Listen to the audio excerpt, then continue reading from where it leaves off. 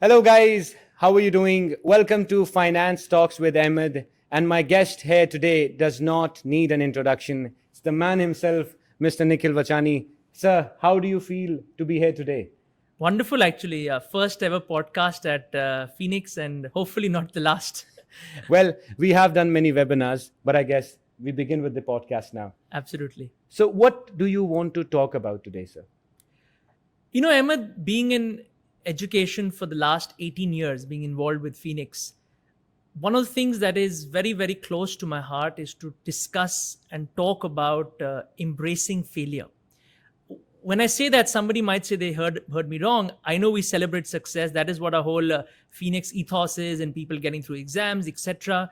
But it's about, more importantly, how do we manage and embrace failure? And not necessarily meaning that just failing the exam, which is one aspect of it, but failing or not succeeding in different aspects of their journey. That is what I want to talk about, and just share some insights about failing at different points as well. Wow. Honestly speaking, I thought my assumption was you'll talk about passing the exams and getting high scores, maybe becoming the regional prize winner. But I'm surprised that you choose failure as a topic. But why do you give so much importance to this? Wonderful question, Ahmed. And you know, the truth is, people who might be listening might disagree with this, but at Phoenix and as an educationalist, as an academic, I feel very strongly that those people who are prize winners are going to get 70, 80%. We're not really running the class for them effectively. They'll pass if anyways. And I know, don't get me wrong, people will stop enrolling for our classes. But what I mean to say, they have that mindset, they have a background. The classes which we get the most satisfaction as a lecturer, as an educationist, is those who are on the borderline, who might doubt themselves, giving them that confidence, those exam tricks, techniques, ways of getting through the exam. That gives you the most satisfaction. You made a difference in those people's lives much more than somebody who anyways would have scored fantastically. And it's also about that availability of time. For a full-time student, they can study maybe 10 hours a day. I mean, I remember I'm guilty of studying more than 10 hours a day. But for someone who's working, especially in an audit firm, you would know that you've worked in KPMG before. Absolutely. And you're right. It feels surreal sitting here because I've been involved with Phoenix for the last 18 years. Wow. I joined here as a student in 2006 when Phoenix started. So I know that feeling when I was a student. I was working at KPMG. And don't get me wrong, KPMG was a wonderful experience, but the audit field is challenging. It's tough.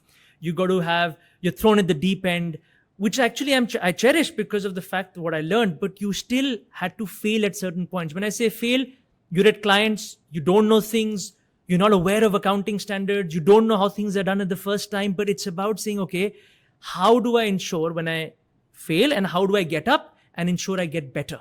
So I started that journey 18 years ago when I was a student, joined Phoenix as a lecturer. Even at those moments, when I say failure, multiple times when I had to teach things, I'm like, how do I explain this? How do I understand this? How do I solve this exam question? So when I say failure, it doesn't mean only the exam. It doesn't mean, at the end goal. It's each point, each step, each evening class I came to. You felt like, I might not know this. How do I understand this? How do I approach this day? How do I approach this client? All those facets of saying, let's just embrace that failure. It's absolutely natural, because if you don't fail, how do you succeed? I agree. Now, to be honest, I kind of agree with you that in an exam, above 50 pass, below 50 fail. But in real life, at every point of every step, you're learning. Every new meeting is a test. Absolutely. Every new client is a test. So I kind of agree with you on that. Absolutely. And Ahmed, what I want to basically tell everybody, from whoever is listening, is, and it's a wonderful, they say how when you have kids, they teach you so much.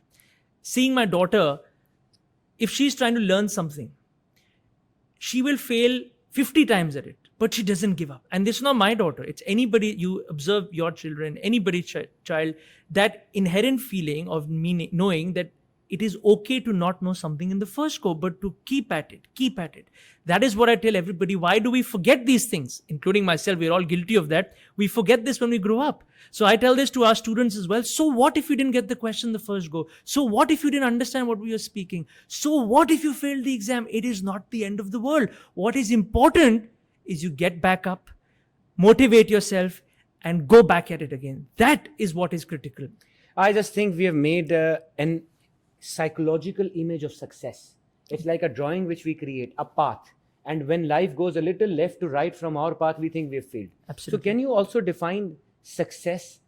If we are talking about failure, contrast it with success. What is success? If I failed an exam, does it mean I'm not successful at it? Not at all. So that's what I say. When people say success, it is, yes, achieving an outcome, but you have to have failed, not necessarily exam, but you have to have failed at multiple, during the weeks, during the revision days, during the lead up to that, to be able to lead to the success. Success is the end outcome, right? But everybody goes through that, from whether you think about a sport, whether you think about your life, relationships, everything. You've had to have made, people call it mistakes, failures, fallings, but it all leads to that eventual goal. So the focus point should be to be able to say it's okay to not be great at the first time. That's fine. I think it's a lot to do about setting your internal goals. Absolutely. You versus you, not comparing it with anyone. I think comparison is a very, I'd say it's a psychological or emotional crime which we do with ourselves. Absolutely. Can you... This is wonderful. I was reading a book which says, as a society, we are, of course, we have many more things. We have, thanks to the technology, everything is wonderful. But the challenge is, it doesn't mean necessarily people are happier because of the comparison that is happening. Now, there are wonderful, don't get me wrong, it's wonderful. We use Insta, LinkedIn, other platforms, etc. But the challenge is when it comes as a comparison. I'm talking from an exam point of view. When you see others, oh, A, B, C passed. What about me? What about my life? I'm a failure. That mindset is very, very dangerous. Especially you start seeing those promotions coming on LinkedIn. Exactly. So it's about, and I tell everybody to just finally say my thoughts, that I know people will fail. I know exams will not be successful. I know things will be challenging. Whoever says they're not, they're definitely lying to you. But it's also using some avenues. I tell our students, whether it be breathing techniques, playing sports, doing things that you love, whether people say meditation, music, etc. All of these things that can help you manage that failure or that mindset of not succeeding at the first go. Talking about the mindset, I have been there and done that, and so have you. The initial hit that I couldn't make it, how would you advise to come out of that? Like I said, it is, for those who say it is not tough, they're lying to you. That means it didn't really mean to you much. Of course it pains you. Of course it hurts you. But it's about saying, that's when I said you internalize, think, journal, breathing techniques. The box breathing we should talk about in box the breathing, yes. Breathing in, we say it in class.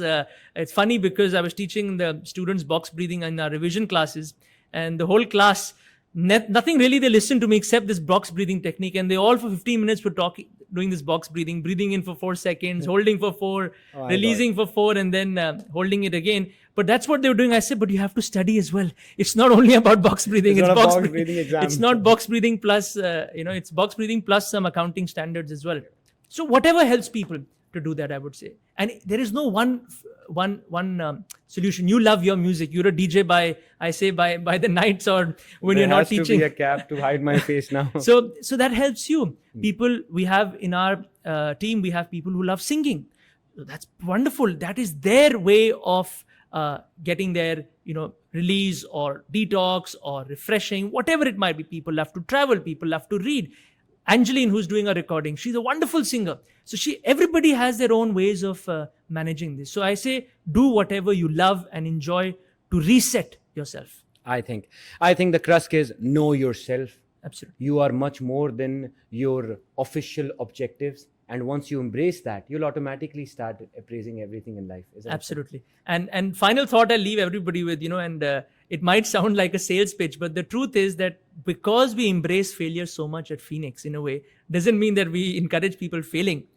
It means we normalize people not passing exams. We say it's absolutely fine. And hence, amazingly so, we offer something called lifetime free reset, which means if you failed, As long as you've attended the classes, we are happy to extend that saying, please come to our sessions. We will take care of you. Don't feel stigmatized. You got to pay more, etc. And your life goes under in a spiral. We want to help you, support you through that. That is amazing. And no, I have to agree. As a student, the best comfort I had about Phoenix was, and me being a Phoenix student can explain, that if I fail, this institute is with me. Absolutely. They take me till the end. Absolutely. So I have to thank you, sir, for taking out time for this podcast. I know you have a busy schedule. No, wonderful. Always good to spend time with you. And hopefully this is starting of many more to come in the future. Thank you so much for being with us, guys, and watching this podcast. I will be back with much more and a lot to discuss. This was about failures. Thank you to Sir Nikhil Vachani.